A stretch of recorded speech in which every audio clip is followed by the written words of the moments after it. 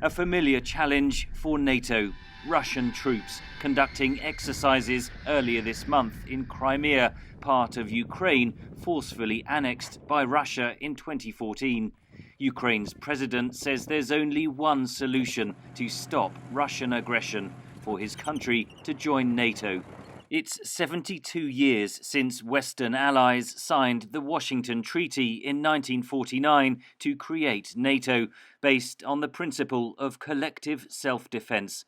Russia remains its biggest challenge, says analyst Jonathan Eyal. We have a Russia which is not only willing to use force in order to threaten other European countries, but has actually used force and has forcefully annexed a bit of a territory of another country into itself as little as less than 10 years ago.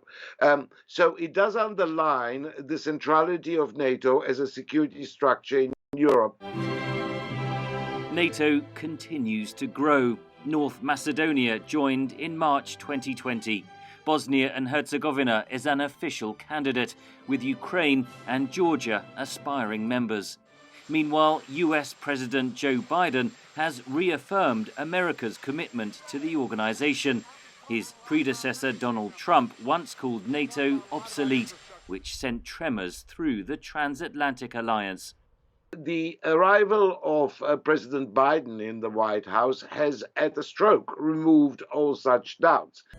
Biden is also pushing for NATO to tackle other strategic threats, notes analyst Simona Soare. Climate change cooperation as it pertains to security and defense, but even more broadly than this, technology, a new approach to Russia and China, a new approach to how democracy is promoted and protected against disinformation and against subversion campaigns. NATO faces numerous challenges, including ongoing violence in Afghanistan.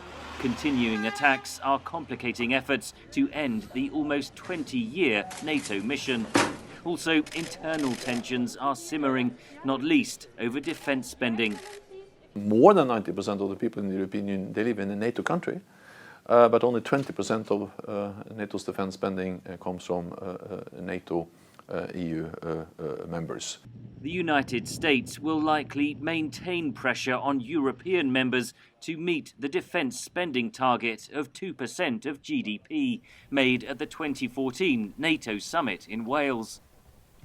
President Biden was one of the architects of the Welsh Defense Pledge.